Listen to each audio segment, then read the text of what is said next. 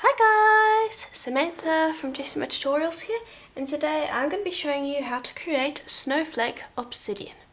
So after many tests, I've decided that the best way to do this is to actually create a stamp with all of these tiny little dots in it, as you can see here, and then we're going to do a mukumegane with it.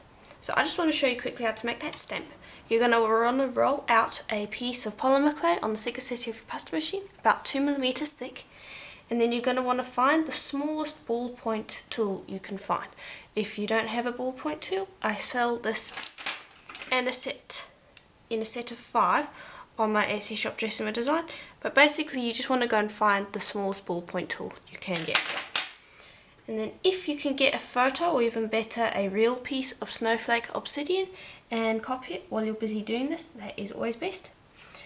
And now after doing tests, I find that you want to make the dots, which are the white bits, smaller than what you're actually going to want them in your finished piece, because as we're doing the mukumegane and when we put it into the mold that we're going to be using later, the dots tend to expand a bit, so it's always better to just make them a little bit smaller than what you need, because in general you can make things bigger if you want them to be bigger, but it's a lot harder to make them smaller again. So this takes some time, so put on a movie, get a cup of tea, something along those lines, to keep you entertained while you're doing this, because it takes a long time. You can see that I've been busy. So far this has taken me around an hour to do, so I just wanted to show you how to do it. But if you don't feel like going and taking this amount of time, you can always go and buy this texture stamp from my Etsy shop Jessima Design.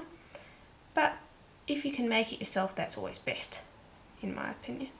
Especially since your design will then be unique to you.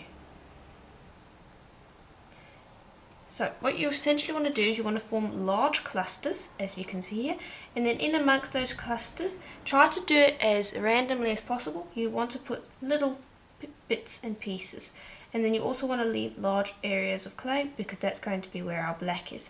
But you do want to have some fairly large clusters. So there's another cluster done, and then I want to pop some little small ones in. Now when you're doing this, make sure you go nice and deep, because we want to be using a lot of layers in this mukumegane, and so you want a nice deep stamp to use.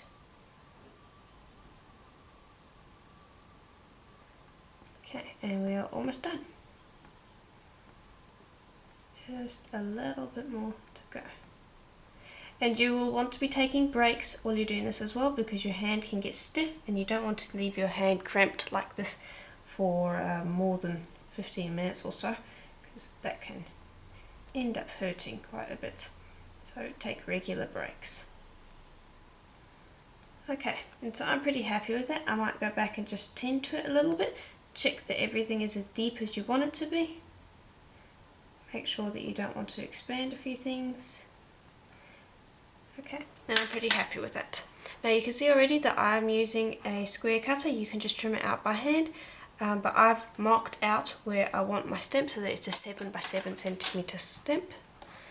And now what I'm going to do is, when I was looking at this, I noticed that they generally tend to go in a direction. So these ones are going up, and these ones are kind of going to the side over there. So what I'm going to do is I'm just gently going to stretch this, like so. Not so much that it's going to make them big, but it's just going to make it look generally that they're going in one direction. Okay, and then I might need to just bring it out a little bit more. There we go. Okay, and you can use your leftover clay for this. This is a great way to use leftover clay. Okay, and there we are. There is our stamp. And now I'm going to pop this in the oven for a full hour at Premo's recommended temperature, and then when we are done we can begin creating our faux Snowflake Obsidian. Okay, and here it is out of the oven. So now what we're going to do is we are going to put that to the side, and we're going to prepare our mukumegane. So what you're going to need are 2 colours. And these are colour recipes that I had in the beginning of the video. So this one is 4 slate grey and 5 white, all premo. This one is 3 slate grey and 2 white, premo again. So what we're going to do is just going to grab these. I'm just going to quickly mold them into a triangle. Very easy. Because we're going to be making a skinner blend.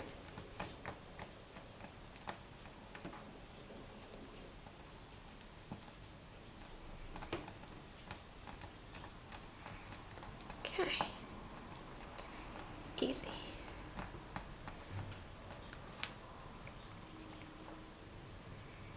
And then I'll just put them together like so, so we've got one end kind of sticking out and the other one also sticking out.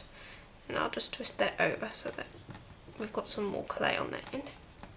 Okay, then I'm going to make a skinner blend with that, like you would a normal skinner blend. Okay, and here is our blend. Now I've only rolled this out about 8 times on the pasta machine, so hopefully you can see that we have not got a complete blend.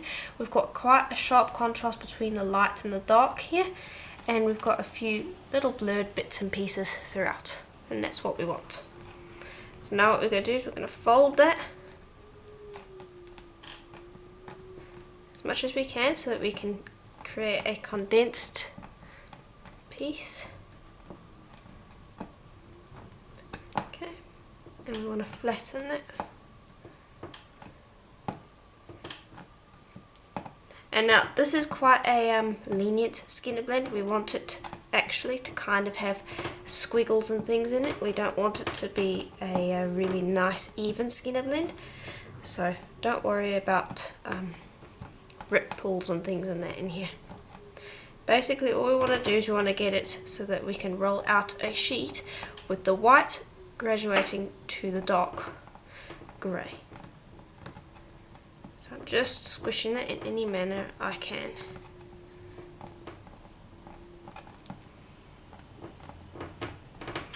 Okay, and we're almost there.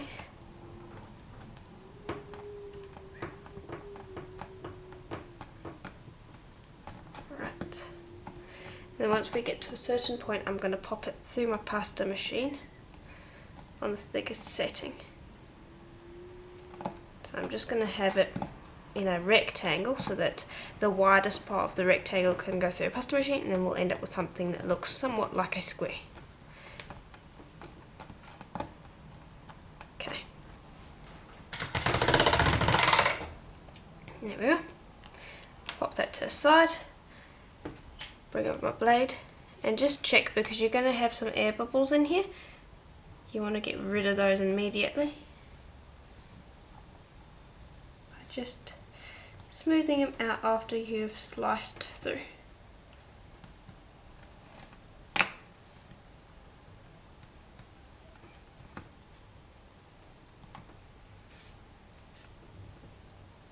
Okay, now put that to the side, and I'm going to bring over a piece of black premo that has been rolled out on the thinnest setting of my pasta machine. You can see it's a little ripply, that's fine. We want to put that on the dark side of the skinner blend, not the light side. Now I'm just going to take it from one end and I'm going to smooth it down.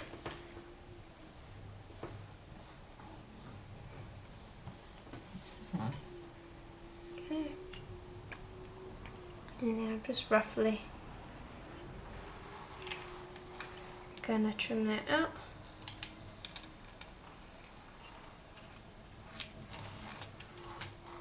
And then we're going to roll that to the thick setting on my pasta machine.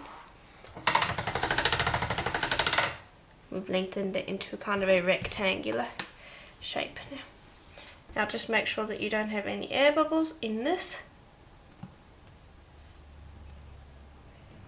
because we really don't want that. And then just smooth out those scratches from the blade. And I'm going to cut this in two because I can afford to use half of this on my texture stamp so that we end up with more. And now before we do anything, we want to dust the stamp and the clay in cornstarch. So I'll just bring over a bag of cornstarch, and I've got a brush as well. We're going to thoroughly soak this in cornstarch, and the reason for this is because these holes are really tiny, and so the clay can get quite easily stuck in them. I wouldn't advise using water, just because water is not as effective as cornstarch, I've found. The only problem with cornstarch is it does prevent things sticking later on, but I've got a way to fix it. Okay, so that's our stamp. Then just rub your clay in that cornstarch, and then use your brush to just gently wipe over the surface, like so. Okay, then wipe away the excess cornstarch and use a wet wipe to make sure that there is none left on your tile. That is quite important. Then we'll bring over a stamp, and I'm going to stand up to do this, and you always want to have it black side down, and we're going to press that into our stamp. And I forgot to tell you how thin the black was. I said it was the thinnest setting. It is 0.5 millimeters thick, and my thickest setting is 2 millimeters thick. So I rolled out our grey Skin to Blend plug 2 millimeters thick, and then I took a piece of black that was 0.5 millimeters thick and put that on top of the 2 millimeters thick Skin to Blend, then rolled it through the pasta machine on my thickest setting again to create a 2 millimeter thick piece of clay. So there are the measurements for you. Okay, and now I'm thoroughly pressing down this, making sure that I get into those gaps in the clay, because we really do want that stuck down in there. And now, because we do have cornstarch on the back here, before I lift it out of the clay, I'm going to bring over some translucent liquid clay. Any liquid clay will work. Just make sure that it is a stickish liquid clay. So you can use Kato, Fimo, or Sculpey. Just make sure you put on a tiny amount on the back. And all this is going to do is it's going to counteract that cornstarch, and it's going to make it nice and sticky, so that it sticks to our tile while we are doing our muku megane slicing, and then it will stick to our background veneer that I will bring over later. So just smooth it over the surface, and I do this while it is in the stamp so that I don't flatten out the image when I do this, because if you lifted it out you'd have to smooth it over the back and you would flatten out the image. Okay, now we're going to very gently lift this out, and because we doused it in so much cornstarch, it should come out fairly easily. If you find an area that's giving trouble, leave it and come back to it from a different angle, like so, and you should be able to get the whole thing out. Put that to the side, stick that down in a nice area for you to see, and then gently press it down onto a tile, and because it's covered in liquid clay on the back, it will stick nicely. Then I'll bring over my brush again, because there's a bit of cornstarch on here, and just brush over the surface. Okay, now we are ready to shave, and now you're going to want a nice sharp thin tissue blade. I find it's easiest to use a nice thin flexible tissue blade, and before you do anything you want to trim away these little bits and pieces around the edge, because they get in your way. And over there, and I'll just pop that to the side.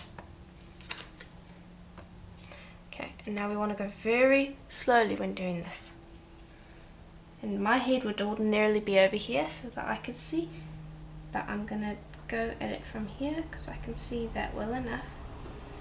We're gently going to slice.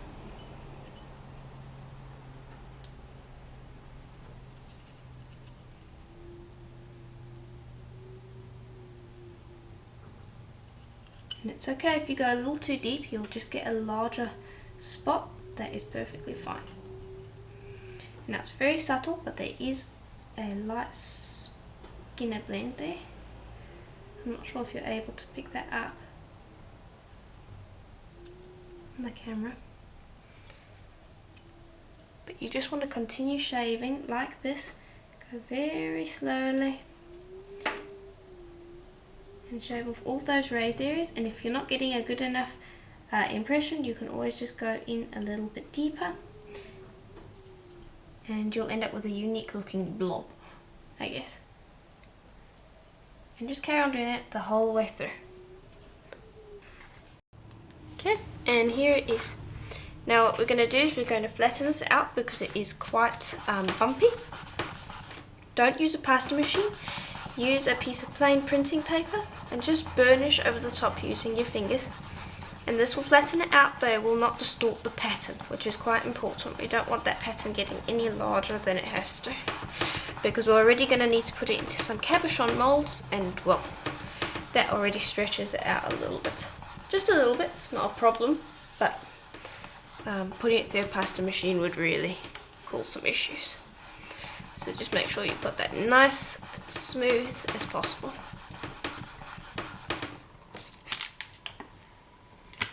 Okay. Got a little bit more over here. Alright. Okay, got some coleslaw on me still. Alright, now also remember that we're going to be doing sanding, so if you see any tiny little bits and pieces that you don't like, don't worry about it, the sanding will take care of it. Right, now I'm just going to lift this up off of my tile, and it's still got that sticky back, which is good. And now you want to go and choose your cabochon mold. It's the best bit. Okay, so I've chosen my molds. You can use any mold you want, but these are the ones I'm going to be using today. Okay, so I'm going to start with this really nice rectangle shape, and we're going to take some of that old clay that we used, that we cut off as scraps, and I'm just going to use that to mold roughly the shape of this cabochon.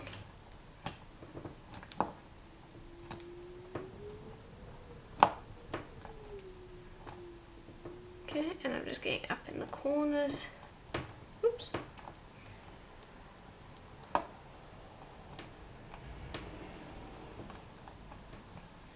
Just to make sure I get the whole thing. Okay, and then I'm going to just squish down on the mold so that it kind of is smaller than the actual mold, because we're going to need the clay to just come slightly over the edges. Okay, so it does not have to be the same shape at all. I'm just going to bring this over, and I'm going to slip it over the edge. Do I like that? No, let's try a different angle. I think I like this side better. Yes, yes, I like that better. Okay, grab a blade. Trim away excess.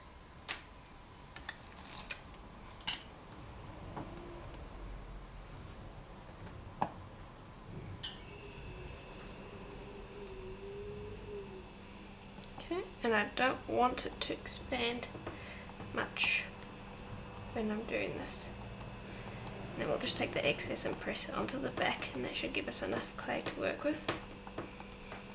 Now I just want to press down nice and hard on here.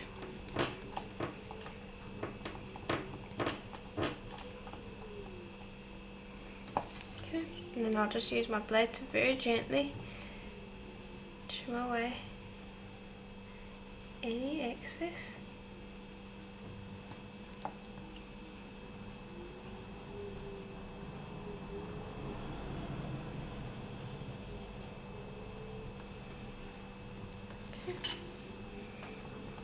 Then I'll just make sure that I've pressed it properly. I can see what it looks like on the back. Bring over a wet wipe so that I can clean the back a bit more, so that I can see better what's going on. That's what's nice about having translucent mold, you can see whether you like it or not. Okay, now I'm just going to make sure that I've pressed it hard enough.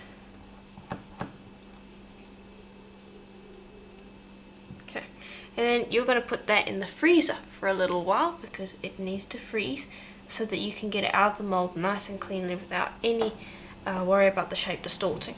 And in the meantime, I will go and make some more. Okay, so I finished up putting these in the freezer. There are more in the freezer at the moment, cooling off, but I wanted to show you demolding these quickly.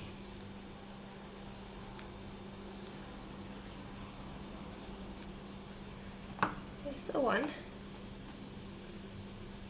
Put that to the side. And you really want to leave them in for quite a while. The longer you leave them in, the easier they are to demold. And you can see how nice and shiny they are as well.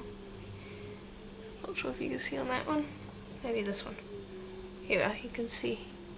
So there's not too much sanding to be done with these because the molds are very nice, whoops, and smooth. Not sure if you can see there. Anyway, so when I am done popping all of them out of their molds, I'm going to bake them for a full hour at Premo's recommended temperature. And then we will sand them, and then we will turn them into some sort of a project.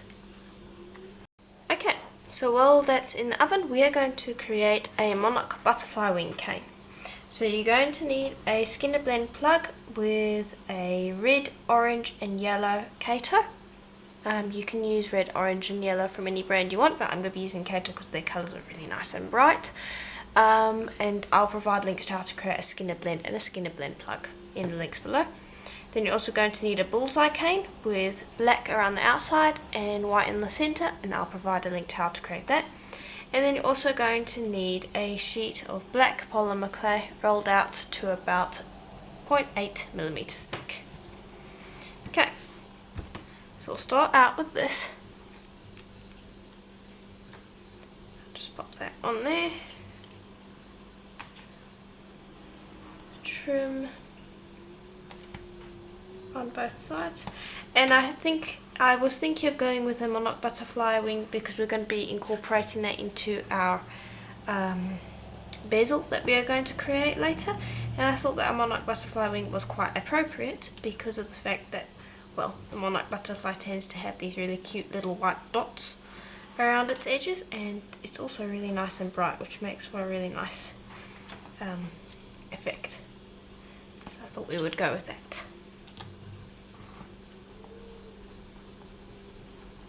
Okay, then just smooth out air bubbles like so. And there's one right there. Now I'm just going to trim up these edges.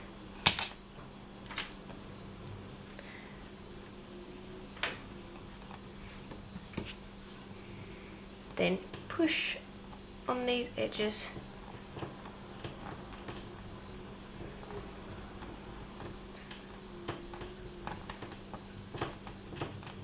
Just because I want to reduce it down some more. And we want to reduce it until we can cut out about 5 to 6 pieces. So I'm probably going to use my roller to do this. So I'm going to reduce this down, and then we'll cut out 5 to 6 pieces from it. And I've got that basically reduced down. I'm just going to trim off these edges like so. And then I want you to take it and pinch. Now this is not the most realistic looking monarch butterfly because ordinarily I would make it a dark orange all the way to a light orange, but because we are dealing with Snowflake Obsidian, which is, I have to admit, a dull-ish stone, I wanted to bring a little bit more interest to the piece, so I'm going to be using, I used red and yellow in the Skinner blend for the monarch butterfly cane. And if you don't want that, you can always just work with light and dark oranges. I have already done a tutorial on how to do a correct monarch butterfly cane in my Tango cane tutorial. If you're watching this on Patreon, you should be able to see that in the archives, so go and check that out if you want to make a real monarch butterfly cane. And if you're watching this on Etsy, it is on Etsy for purchase. Okay, so now again, just trimming the ends. And then I need to cut that into 5 pieces.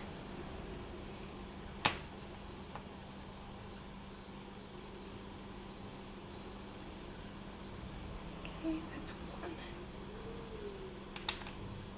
2, and each one's going to be a little bit shorter than the next. And I'll show you why in a minute.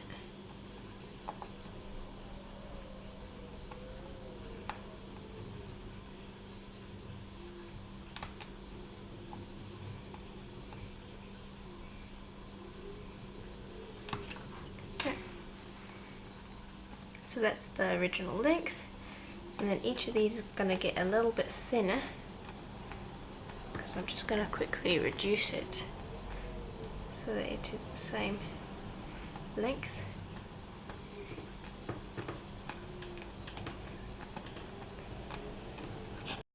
Okay, then we're going to start with 1, and I just want to lengthen this out quite a bit. So I'm just going to pinch this end,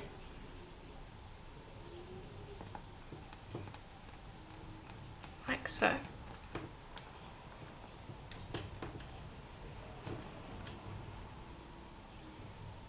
Okay, there we go.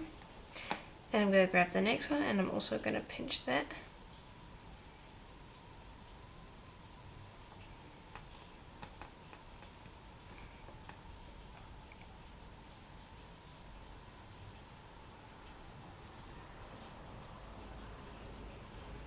And I'm going to lay it on top, like so. I'll carry on with the others until I reach something like this. Then I'm just going to squish some more so that I can form it into a triangle.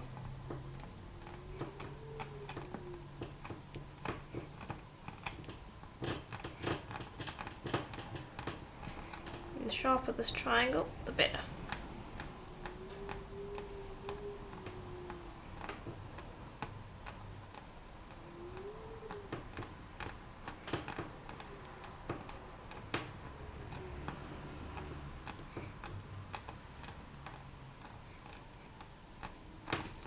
I'm just going to cut to see what it looks like.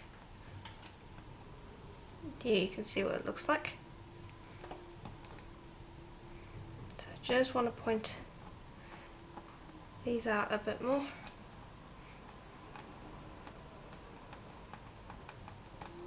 Okay, and I'm just going to round these ends over here, like so. So it forms something like that. Then we're going to bring over our bullseye cane. Just going to trim at that end, and we're going to cut out for ourselves some pieces.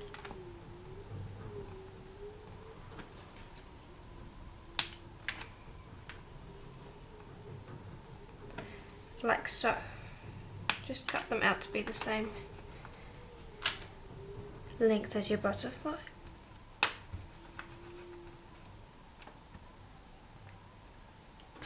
Like so. Then I'm just going to grab these and I'm going to pop one. And I'm going to start from here and work my way down.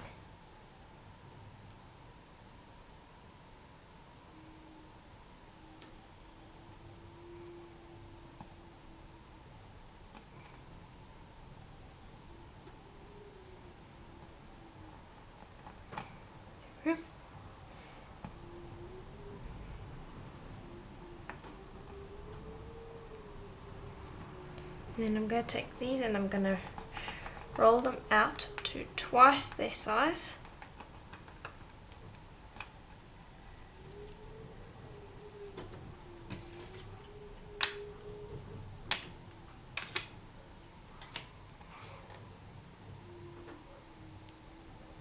And I'm just going to pop them into these little crevices.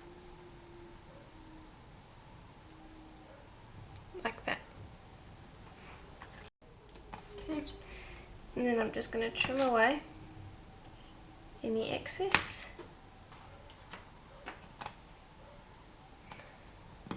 And then I want you to just gently press this all in and form it into kind of a teardrop.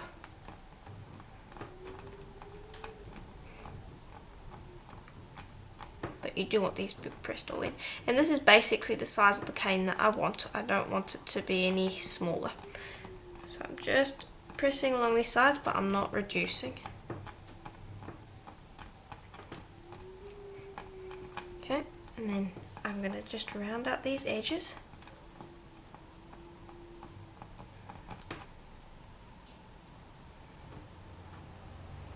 But keep this point nice and sharp. And we'll slice. And here is how it looks. Okay, and that is our cane for the moment. We will use that later on. So now our cabochons have cooled and we are ready to sand them. Now here are the ones with our grey, which is the more accurate version. We bring over this, you can see there is somewhat the correct grey. Now remember, this is nice and shiny, so we're going to need to wait for this. We're going to need to sand it down. But if you don't think those are bright enough, here is what one with white looks like, and you can go for that too if you want. Okay, and now because our cabochons were put into a mould that was quite smooth, we don't need to do a lot of sanding. So I think, which one do I want to use? I quite like this one, but then I also like this one. You know, I'm probably going to sand all of them. If you see any with the little bloops on the end, you can always clean that up. But no, I'm going to sand all of these, so I think I'm going to start with this one. I'm going to grab my 400 and I'm just going to start sanding. You don't need to be too aggressive with the sandpaper. Just gently start sanding. And then I'm going to go from a 400 to an 8000. You should go up to as high as you possibly can. And we'll see how they look buffed. And if they don't look great when they're buffed, due to the fact that you have not sanded them as well as you should, or just because maybe you decide it just doesn't look as shiny as you would like it, we can always apply UV resin, or we can apply liquid clay. But for now, I'm going to go with the classic sanding route. So this will take me a little while. Okay, so here they are sanded. Now I've done one with liquid clay because these do have minor scratches in them due to the mica megana, and I just think that the liquid clay looks better because it's quite nice and shiny. So what we're going to do is we're just quickly going to buff this, and then I'll show you how to do it with the liquid clay.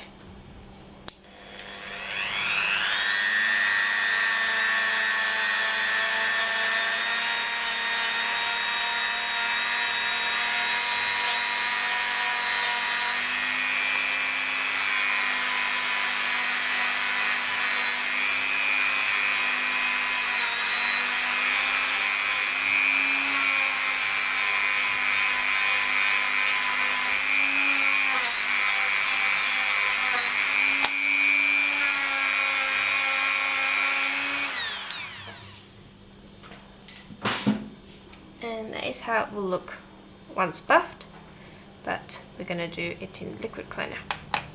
So just grab some translucent liquid clay. I'm using translucent Cato liquid clay. I'm just going to squirt a bit on there. And then I'm going to use my liquid clay brush to just gently brush it around.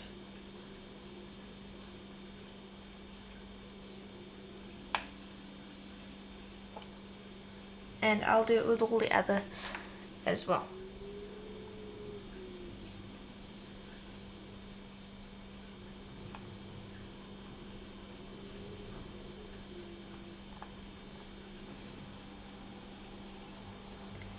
Okay, almost done. And again, the liquid clay is optional. You can just buff it if you want, but I just think it looks nicer, so why not go over that?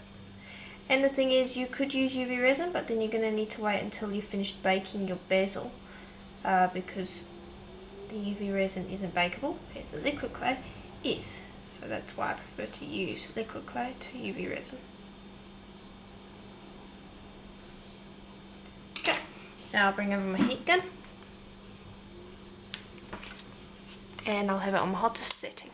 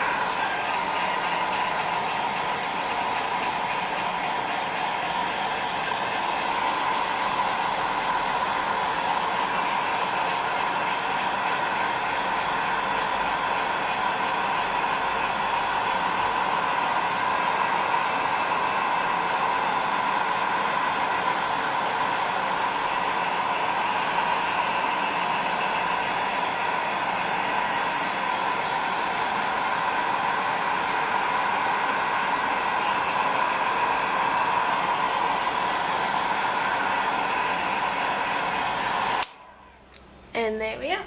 That is how it looks. And you can see how beautiful and shiny that is. Now I'm just going to pick it up with my blade so that I can show you how shiny it is. I don't want to be touching it at the moment because it's quite hot. And I'm going to repeat that with these as well. Alright, so here are all of our cabochons. Now they might look like they have a little bit of an oil slick on them. All you need to do is you just need to go and brush them off and that oil slick look will go. And let me just zoom you out quickly.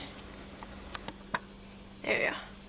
So there are all of our cabochons. Now feel free to do whatever you want with these, but we are going to move on to creating our bezel. So I'm just going to quickly brush this one off, like so. And I've got a piece of black polymer clay here. I'm just going to take that and I'm going to texture the back. So I'm just going to stand up to do that.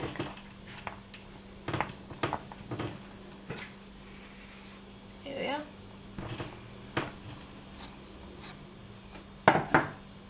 That'll work. And now we're going to work with it. Now the back texture might get squished a little bit, but you can fix that later.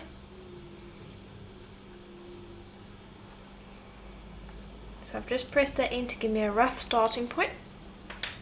And now we're going to bring over our cane. Move this to the side.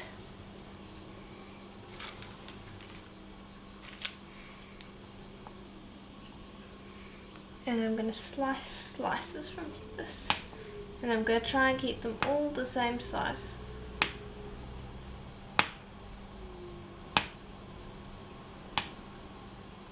And I've done a YouTube video on this technique. It's much simpler, so if you're having trouble with the one that I'm showing you here, you can always go check that out. I will provide a link to that video in the description below the video.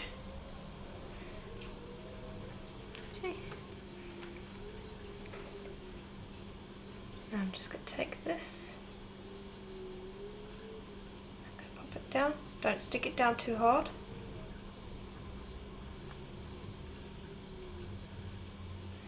Now you can either pop it like that or we can overlap it.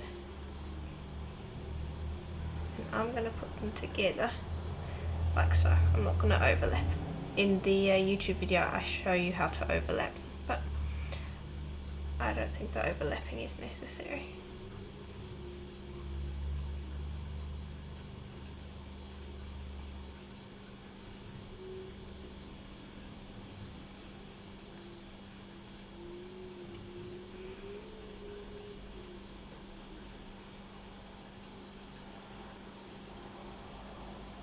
So I'm just going to place it down. So let's see.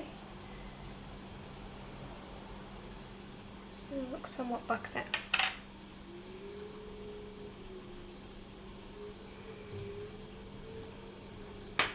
And I'll just continue placing them. And there we are. Now what we're going to do is we're just gently going to press down on this. Like so. Then bring over a plain piece of printing paper and burnish.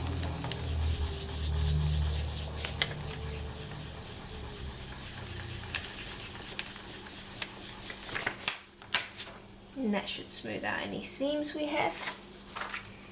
And now before we apply our cabochon,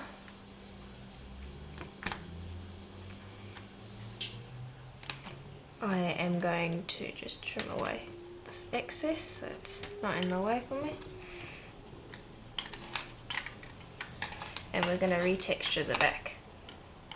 So just make sure that your tile's clean. Got some stuff building up there. Okay, and you can see that it's really not very well textured anymore due to that. So just grab your sponge and give it a good texture again. Okay. Pick it up. And now we have two options here. We can either use a square in the middle, or you can use the round like before. And I think I want to use the round. I think it looks quite nice. And I just want to stretch this just a touch more so that we get a little bit more of the yellow.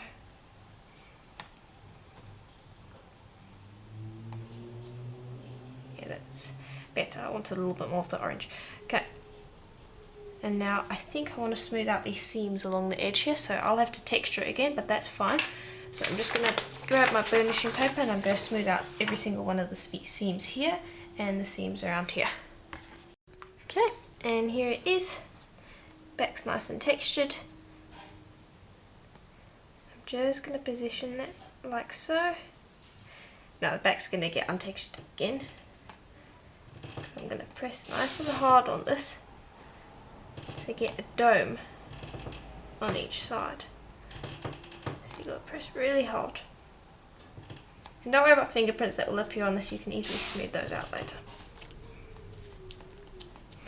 But the whole point of this is that you get a really good dome. Okay. There we go. Then I'm going to grab a circle cutter and I'm going to decide which one I like the best. Start with the largest, and I think I might want something larger than my largest circle cutter actually. Okay, so I'm going with my smallest maxi cutter. And I'm going to press down on that, and that will give it a minor dome as well. Give it a spin.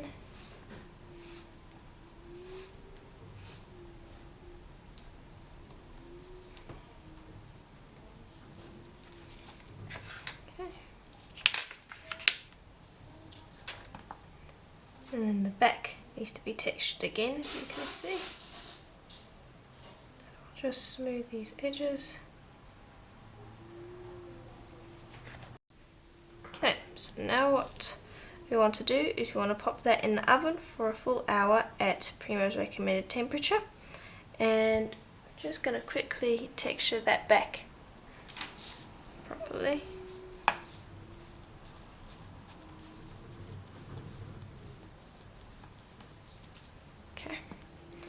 Then I'm just going to smooth that down.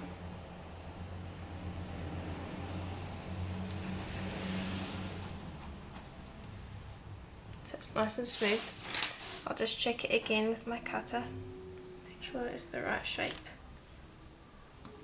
And then I'm going to pop that in for a full hour, and then after that's done we can just quickly pop on a bail and finish off the edges, and then we can string it.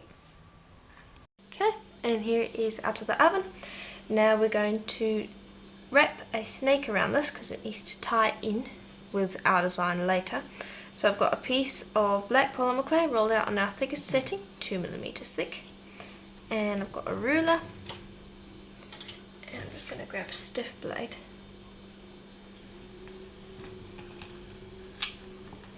There we go.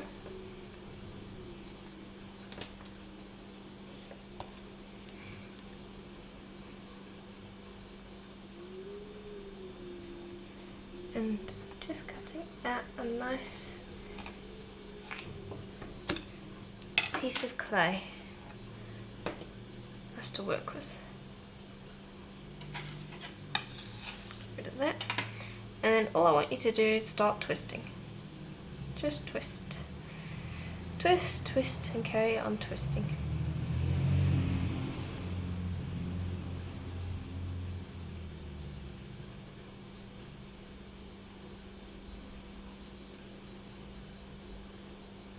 Almost done.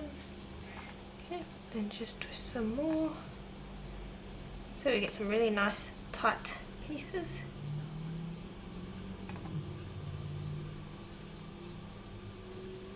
Right.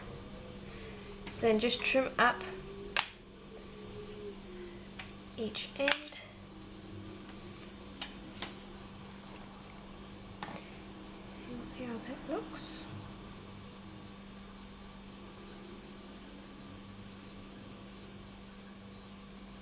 I think it could be a little thinner, so the way we'll do that is just gently pull on it to stretch, stretch, twist, stretch, twist.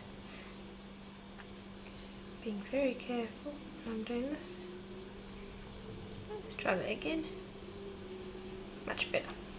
Alright, so now what I want to do is I'm going to trim these edges again. Just going to pop it on here, and we're not going to pop it on properly just yet. I just want it to be touching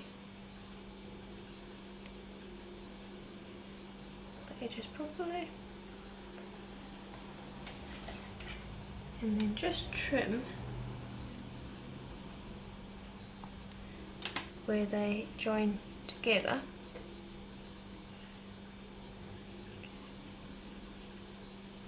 And gently press on that to just get it all stuck together in the right spot. Then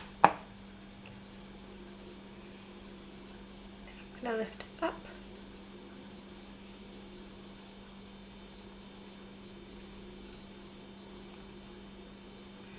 And I just need to twist this section a touch more.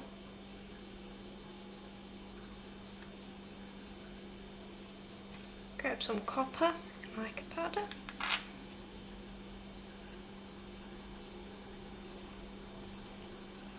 Brush that over the surface.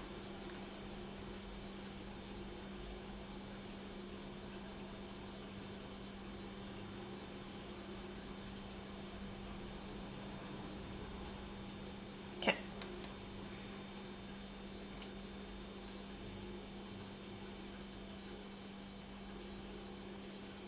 Now we could have done this last time, of course, I do realise that, but we won't be able to take it on and off with ease because, well, it would move around, it would stick to the piece and it would cause all sorts of trouble, so I prefer to just bake it 3 times instead of twice. Now I'm just going to brush up the mica powder around the edges.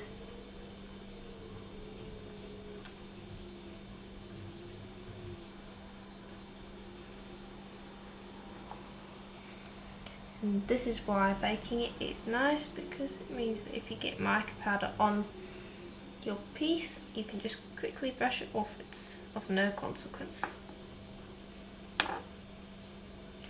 Okay, and there we are. And then you can just gently press it into the right spot. And there's the piece. So then that's going to go back in the oven for about 15 minutes at Premo's recommended temperature. And then we're going to make another piece. You're going to need some black clay again on your thickest setting and another texture. And keep in mind you can use a sandpaper instead of the sponge. That will work as well. Okay, so I've just textured the back a bit. Now that texture is probably not going to stay there, but it just helps it get going.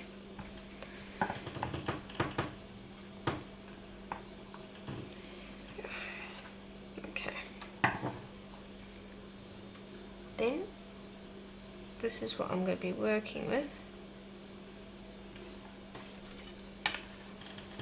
Just pick that up, and the texture on the back has stayed a little bit, but the texture on the side is a little bit more pronounced because I rolled it a little better. Okay, so let's see now. Right, pop that to the side. bring over a piece of nice long clay like we used before, and we're going to again cut out a piece.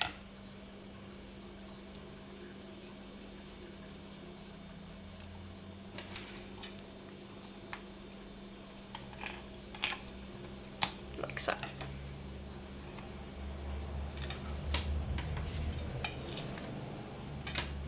And again, just twist.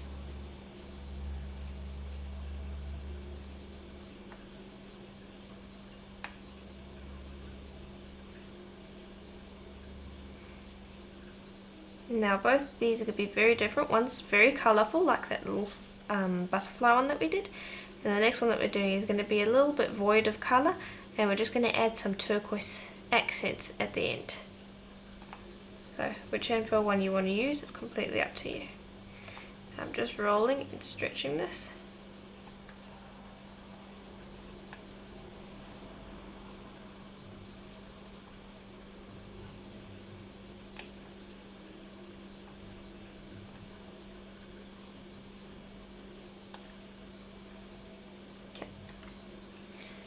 Bring this over again, and I want to be working on a piece of paper.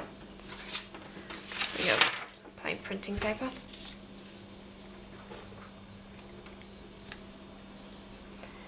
I'm going to pop that on. Take this and I'm just going to trim up this end here.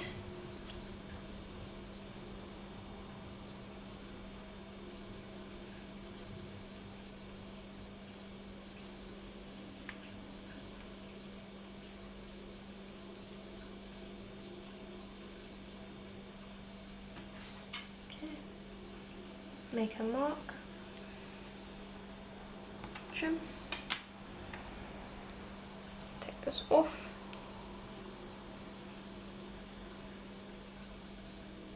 have them meet up,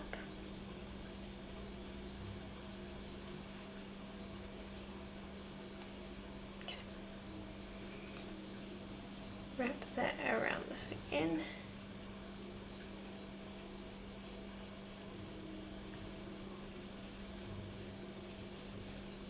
Gently press down so that it is stuck, and this section just needs to be redone. It doesn't have enough twists.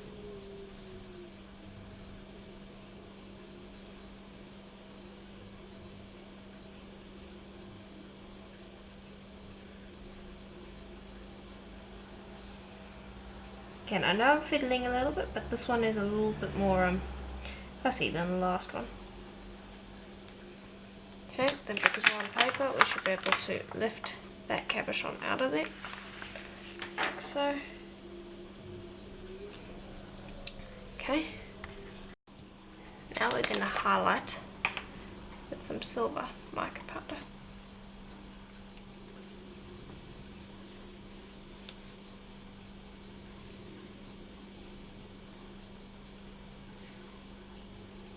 And I'm just going to brush it on here to start with, and then I'm going to actually just use a brush to do this.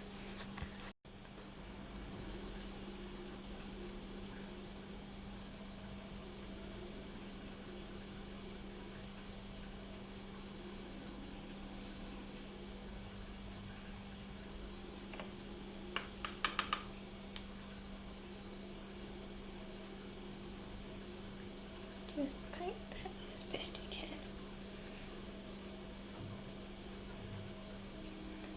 Okay. And we're going to antique this with black afterwards with paint. So we'll get our highlights back. And if you could brush it on with your finger without worrying about, getting mica powder in places that it shouldn't be, then go ahead and do that, but it's a little tricky.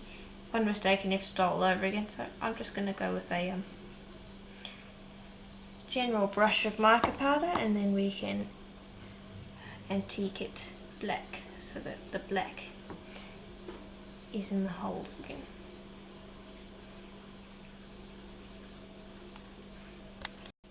There we go. Then I'm going to place the cabochon back inside here.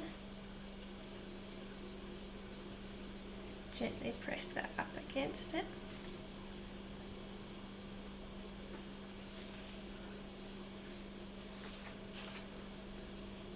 Okay, now we're going to trim it. So I'm going to be cutting out a rectangle, so my head needs to be here to see exactly what I'm doing. Okay, then gently round those ends by just using the tip of your blade.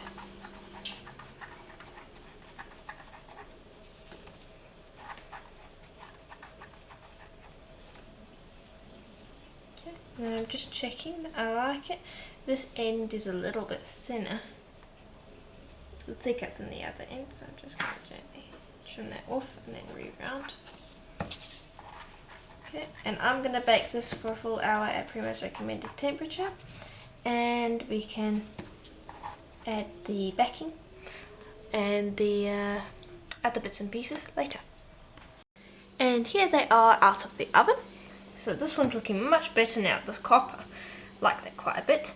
So we're ready to put a backing on there. This one, however, needs a backing at the moment. But this cabochon's a little loose due to the mica powder on the back, so I'm going to see if I can get it out. There we are. And that's actually a cool way to create a resin bezel. You just make the same sort of shape with polymer clay.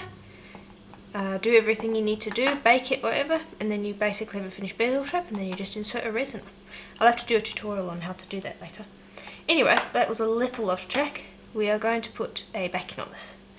So grab a piece of black polymer clay and your sponge texture again.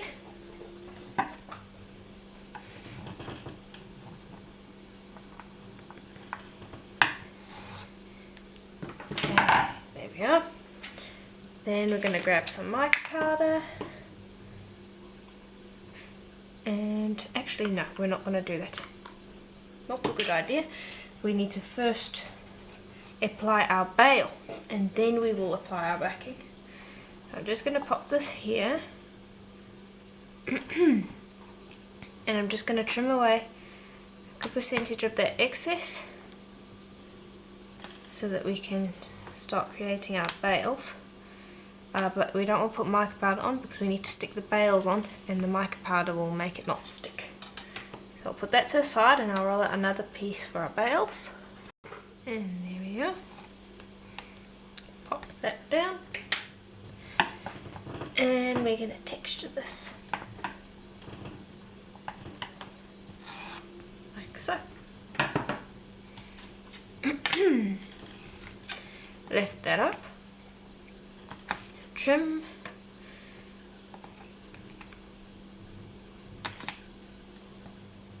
Trim again. Okay, then grab a straw. Excuse me.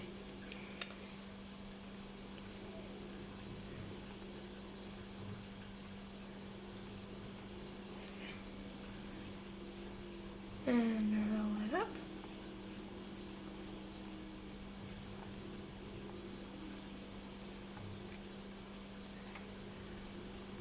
Okay, and that should leave a mark for me to use to cut.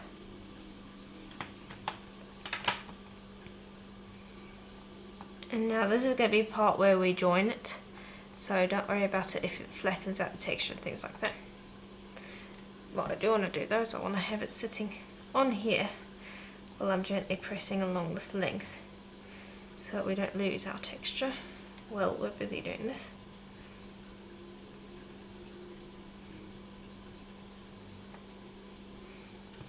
Okay, and then I'm just going to gently press it along here. And actually what we're going to do is I'll grab this, oops, going off the camera there, and I'm just going to roll it almost. Sorry, I keep coming off the camera, can't really help that. And that will just retexture it pretty much. Then I'm going to slice and get rid of that. and then I need 3.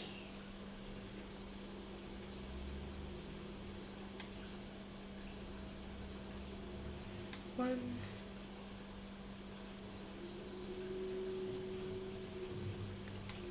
2, and 3. And then I'm just going to do some for the other pendant that we have.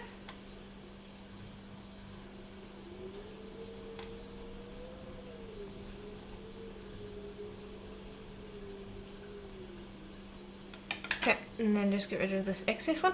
And now I'm just going to quickly pop that in, blast that with the heat gun. You can pop it in the oven if you want to, so that you basically just semi-cure these so that they will slide off this easily. Okay, and while that's cooling, we're just going to pop the backing onto this. Now basically, apart from me putting the backing on, repeat everything I am doing with this pendant with your orange one, or your circle one, whatever you chose to do. Okay, and I've just brushed some bacon bond onto the back here, just a little bit. Then I'll grab my backing, place that on, make sure it's well stuck.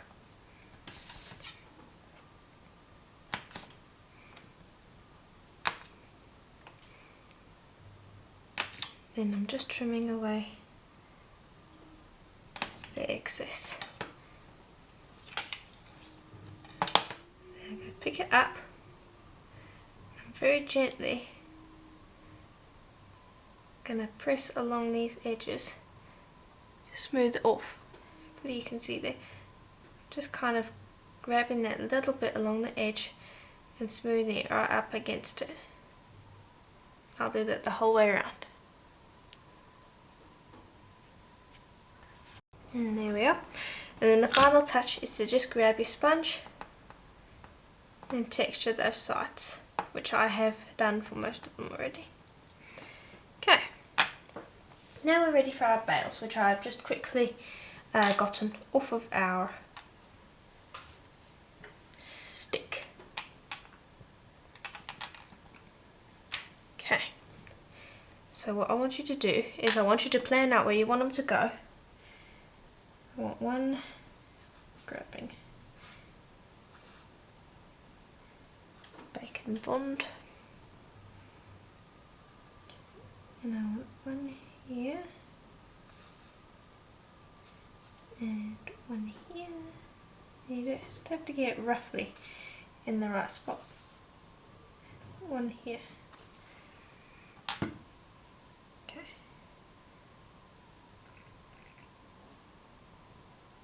Yeah.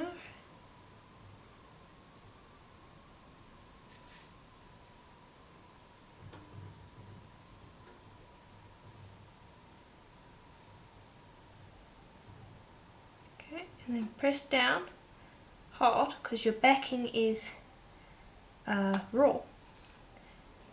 So you can press down hard on that, and then I'm just going to reposition it slightly.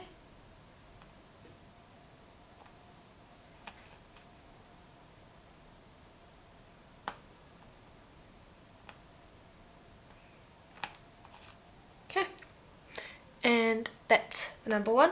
And now I know that the cabochon has slipped out of here, so what we're going to do is we're going to position it like that, because it will stand nicely, and this works really well. This is why I liked to set my bales already, because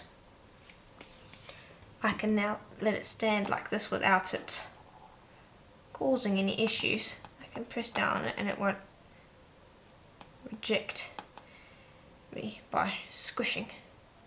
So I'll go pop that into the oven, and I'm going to do the same for the back of this piece.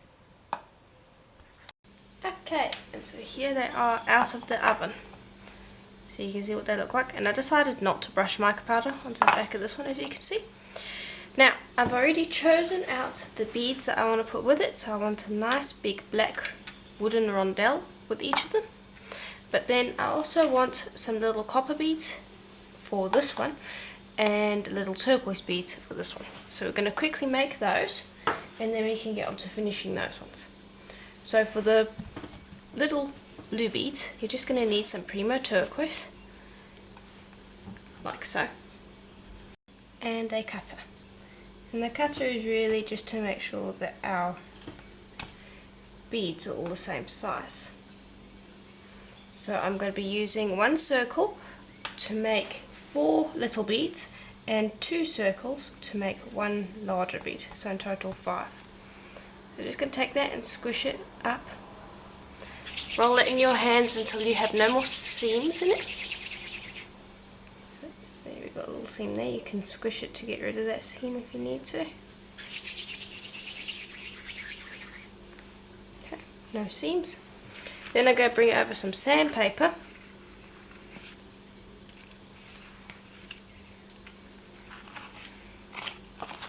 What I'm going to do, I'm very carefully going to start rolling this, like so.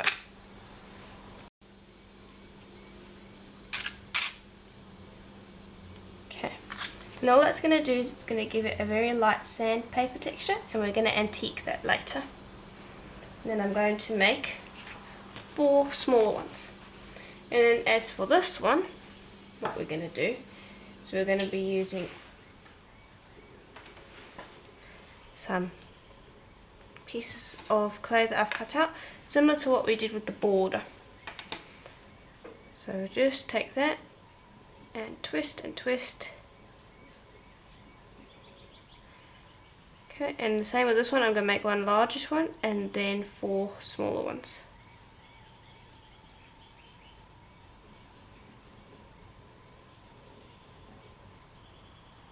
And I'm going to show you how to drill their holes in a minute as well, because we need largish holes. Okay, I'm just taking this and making sure that I twist it as much as I can. Give it a little stretch.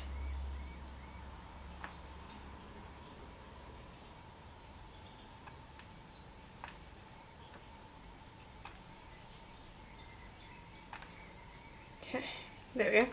Then trim off the ends because some of them generally aren't very nice. And all I want you to do is I want you to do a hole like that, and that will be large enough to fit our cords, I think. There, that will be good.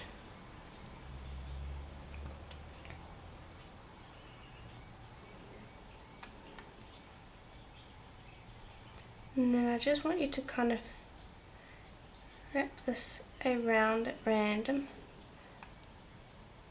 so that we kind of create a rondelle of sorts. Okay,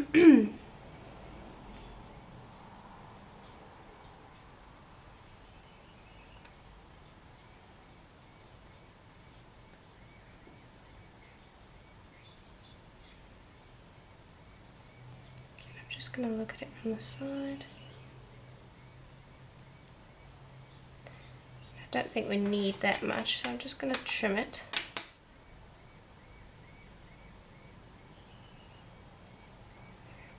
So I only want about 3 loops on each side. Okay, so you can see how that looks. And then I will position that on a skewer in a minute to finish it off. Okay, so I'll just bring this over again, and we're just going to pop it onto here with the sandpaper. Just press down on it, because we want to make a rondelle.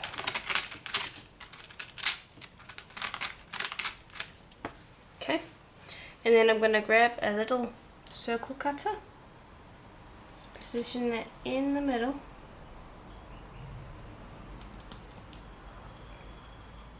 and cut out a hole. I'll just smooth this end as well, because we want to fit quite a few cords through this.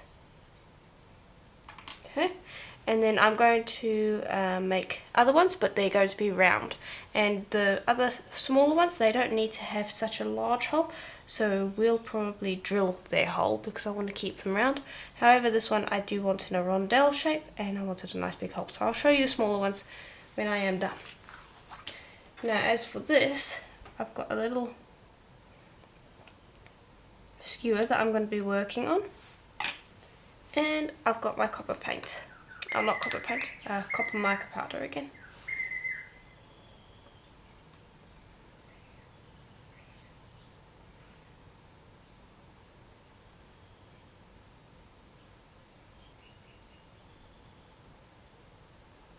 And I just want you to go with your copper mica powder, the same that you used on the border in the bead, and I want you to just kind of highlight it.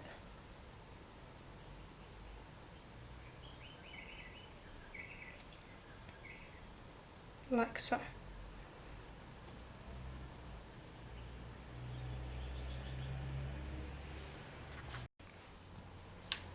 Okay, and here's how it looks. So I've highlighted the front as well, and you can see the sides.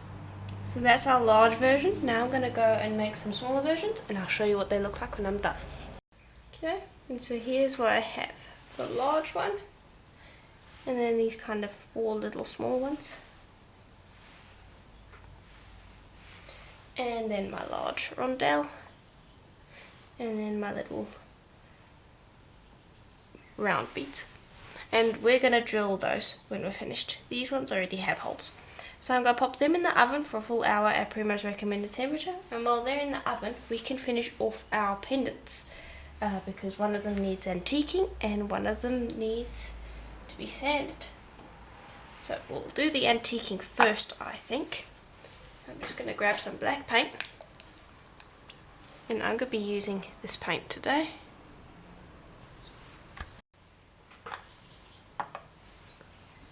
Okay. I'm just going to squeeze a bit of that onto my tile.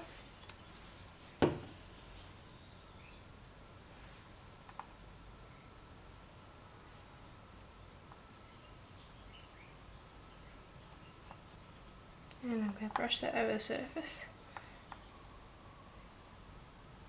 And I'm trying not to get it on the cabochon, but if I do, it's easily wiped off. So don't worry about that. Just make sure that you get in all those little gaps.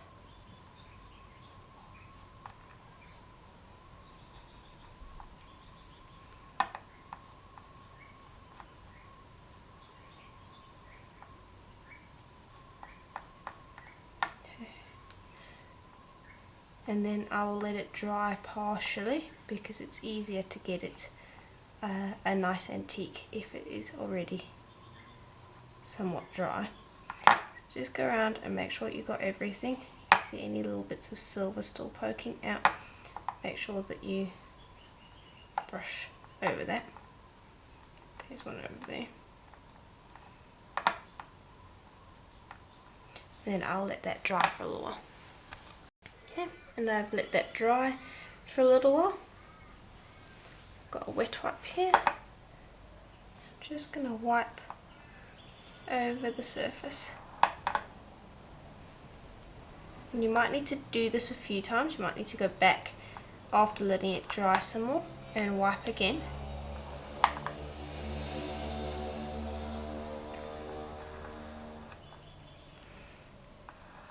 But that looks much better. I think it gives it a more grungy look.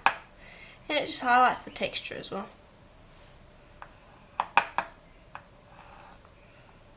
Okay, and I'm really just going to make sure that I get a lot of that paint off. Okay, and now I'm going to let that dry for a bit longer, just because the paint has been wet now because of the wet wipe, so it needs some more time to dry. And in the meantime, I'll show you how to sand our other piece. So we're just going to need our sandpaper again, like we did before. And I want you to be very careful, because I don't want to sand off the mica powder on this. So I'm being very specific where I sand. And we're going to be putting a layer of resin on this, so it does not need to be a completely smooth sand.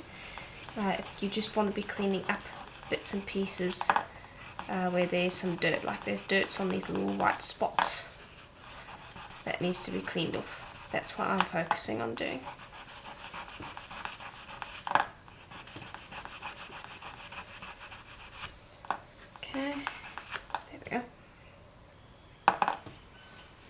and I'll go to my 600, and I'll just carry on until I probably reach a 1000, just so that it's smoothed out, because we don't need a really nice high shine, because we're just going to be popping some resin on, so it's not too serious if we skip going all the way up to an 8000 grit. There we are, so it's nice and clean. So I'll pop that to the side, and this is dry enough for us to start working with it again. We're not going to get much cleaner than this, we just want to make sure that we don't have any bits of paint hanging around, like this little bit on that corner there. And you could leave it silver if you wanted to, completely up to you. But I kind of like that highlighted look. Okay, so just quickly smooth that off. So I'll pop that to the side. We're going to put Renaissance wax onto that. This one we're going to be putting some UV resin on, and this is what I'm using.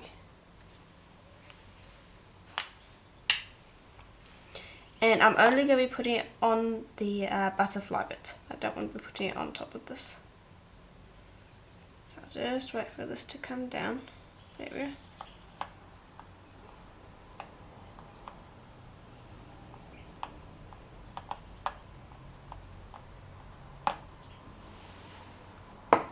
Okay.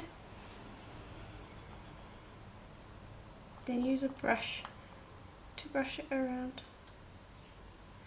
And just be careful.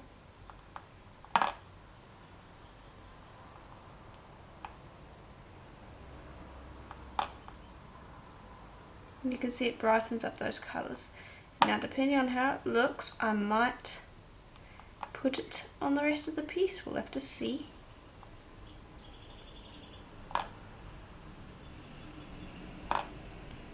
Just remember to get the edges, and you can see the edges brings out those colours so much better. Darkens up that black and everything.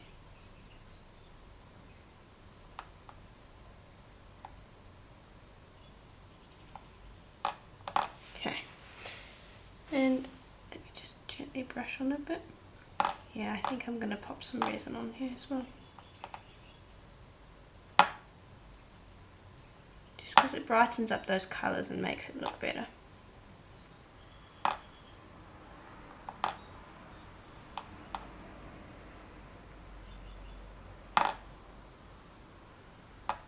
There we are. And then I'm just going to pop a little bit onto the cabochon, but that's optional.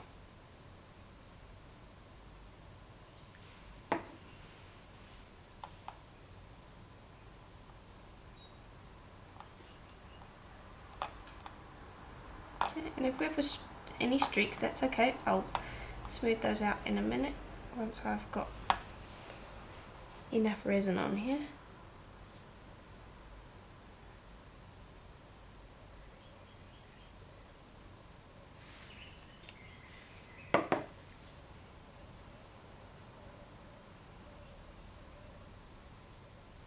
Now the trick is to put on enough that you're getting a good coat, but not too much that it's flowing all over the place.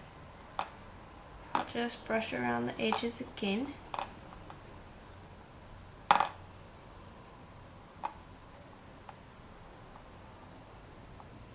Now that I squirted on a little bit more resin.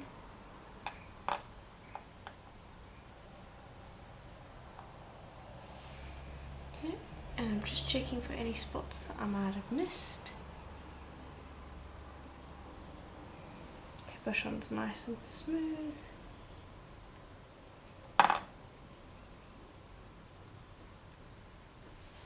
Okay, and then I'm going to go pop that into the UV lamp for about half an hour. Okay, and then as for this one, which now has dried, we're just going to brush on some Renaissance wax. And here's what the Renaissance wax looks like. So I'm just going to grab a little bit of that, don't need too much. I'm just going to rub that over the surface, the whole thing. And you don't want too much because wax clogs up textures and things like that. So just gently brush it on.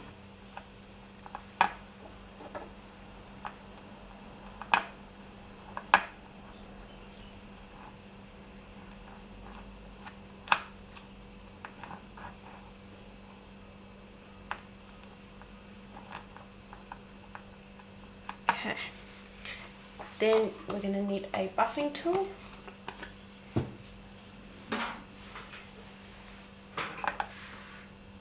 And I'm going to hold it from the bales at the back and I'm going to give it a good buff.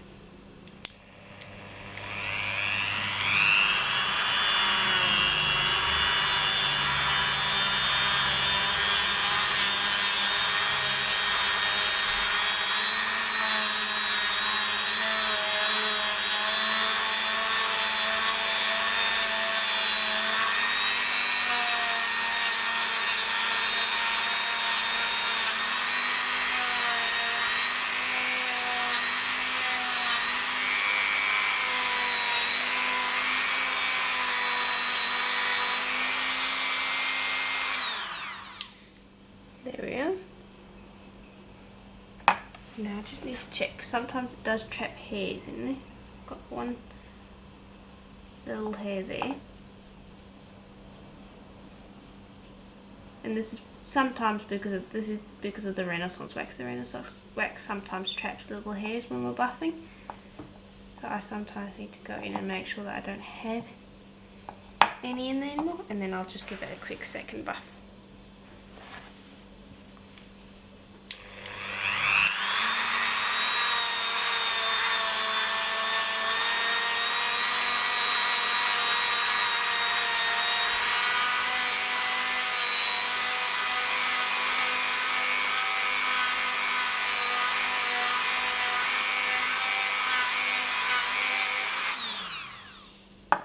And there we are.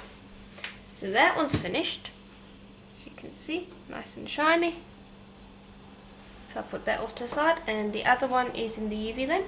And so when that comes out, we can then take that from the UV lamp and our beads and finish everything off. Okay, so our little beads are out of the oven, and I've drilled 3 of them. So I'm going to show you how to drill the others. So I've just got my pin drill here. I'm just going to start drilling. And this is a smaller drill bit than what I want. So I'm going to start with a small drill. And then I'm going to work my way up to a larger one. Because I need to be able to fit my cord through here. And this is too thin for my cord. But if we start with a larger one, it can actually rip the bead apart. So you want to start with a smaller one and then work your way up to a larger piece. So I'll just continue drilling because this can take a little while. Okay, I've almost drilled through. You can see that there's a little white spot appearing there. When you see that, you want to reverse and go through the other way to get a nice clean hole. And just make sure your fingers are clear when you're doing that, because you can give yourself a nasty poke. Then I've got a larger drill over here. And now, because it's so much larger, it can take a little bit of time to work this through. Especially since this is larger than my pin drill is meant to handle. I don't actually have a drill bit large enough in my actual pin drill set, so I'm just using another drill, but it means that you have to kind of work it in. And I'll just continue working this until I get the whole way through. Okay, and here it is now that it has been drilled. So now you want to antique them. So just grab a skewer and press your bead onto that, and we want some black paint. Same black paint that we used before. And I'm going to antique each of the beads. And you want them to dry completely before you try wiping this paint off.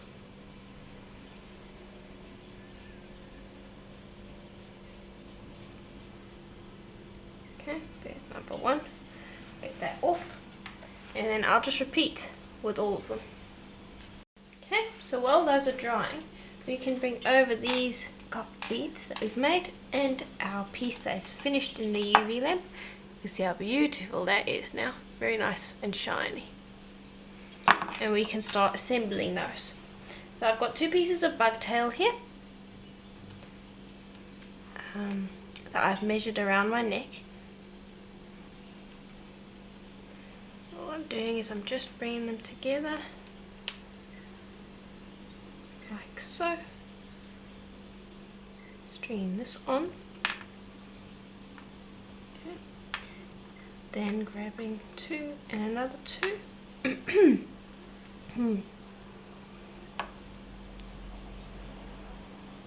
through here and through here.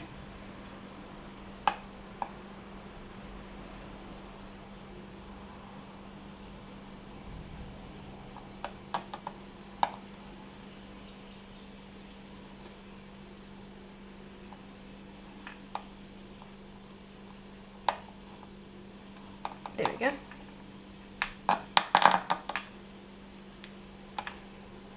Put that to the side. And we're going to take one of each of these. We're just going to create a little knot on the end of our cord. And then you can put some glue on the end of that cord if you want. I'm just tightening that up. Okay, that fits quite nicely. I'll do the same here, give that a nice knot, and I'll just repeat for all of them. And just make sure you tie that knot really nice and tight and as close to the end as you can. Okay, and here is how that one is going to look when we're done, and I quite like that it has a flower dash monarch butterfly dash faux stone bezel setting to it, and I really like that design. So that's design number 1. And you'll have seen some more close-up photos of that before you even started the tutorial. Now what we're going to do is we're just going to take our other pieces and we're just going to start cleaning that paint off.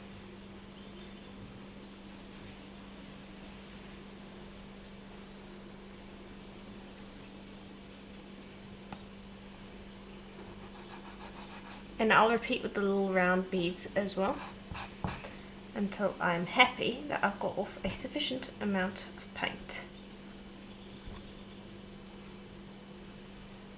And then just let each of them dry, and then we can move on to assembling that piece as well.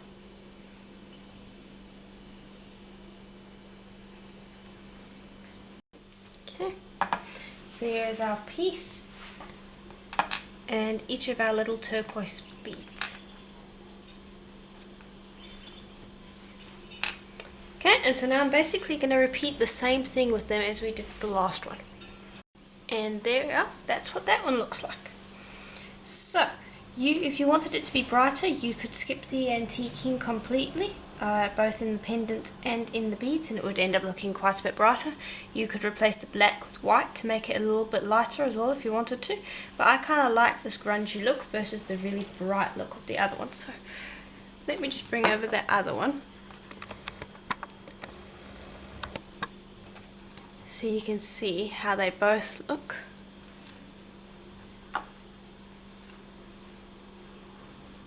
There, can you see that? Yes, you can.